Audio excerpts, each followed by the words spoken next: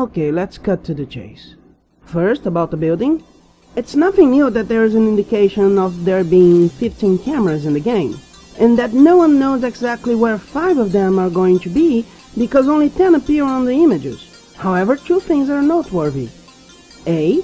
The ducts that appear when we brighten the image make approximately the shape of the restaurant in the second game. And, in the second game, we don't see a kitchen.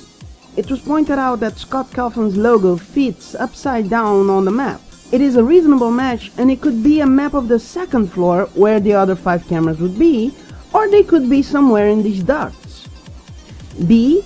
I haven't heard anyone say this, but if you sharpen a print of Scott's website, a new square appears on the image. Maybe it's a back room where you could get to. Maybe it's the kitchen we don't see in the second game. Or maybe there is finally an exit. Secondly, talking about the animatronics in general. 3 things deserve attention. A. Until yesterday, when BB's photo was put on Scott Cawthon's website, a lot of people still thought there could be only one animatronic. The one in the first teaser and Golden Bunny are different, because one has bright yellow irises and the other doesn't, and the noses are quite different. But not because of the eyelids. There are holes on the side to move them, so both could have eyes both open and closed in theory. In fact, if you pay attention to the trailer, that animatronic opens his eyes as he gets close to the camera. B. We can expect 5 or 6 new animatronics. As I showed in the Eyes of the Golden Generation, the kids or skulls in Fox's minigame can be representations of the thinking animatronics created by the purple guy. A possible confirmation of this is that in the troll game Scott put up, that prompt has a 0 under it. And if you hit down, the number changes to 1.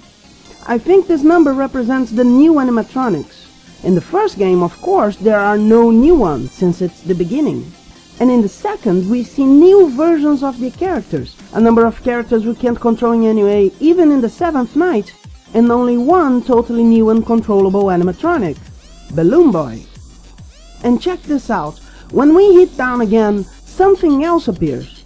This could be a 0 cut through, indicating there are going to be all versions of the old ones in the new game, even if recreated. Or, what I think is more likely, this is a 5. As in the 5 skulls in Fox's game.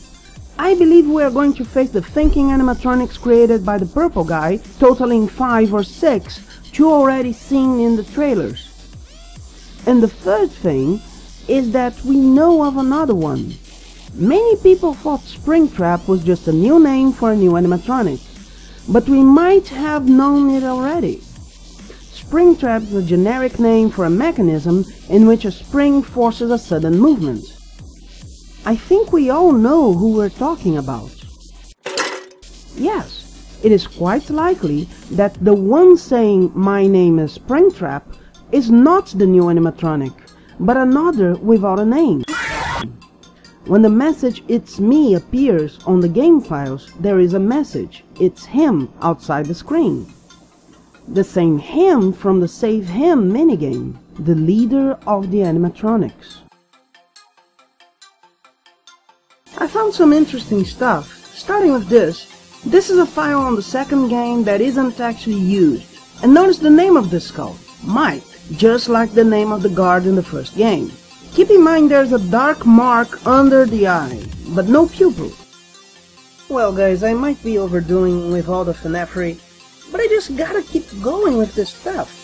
I can't get enough of developing theories, and this one can give you some idea of what's coming on FNAF 3.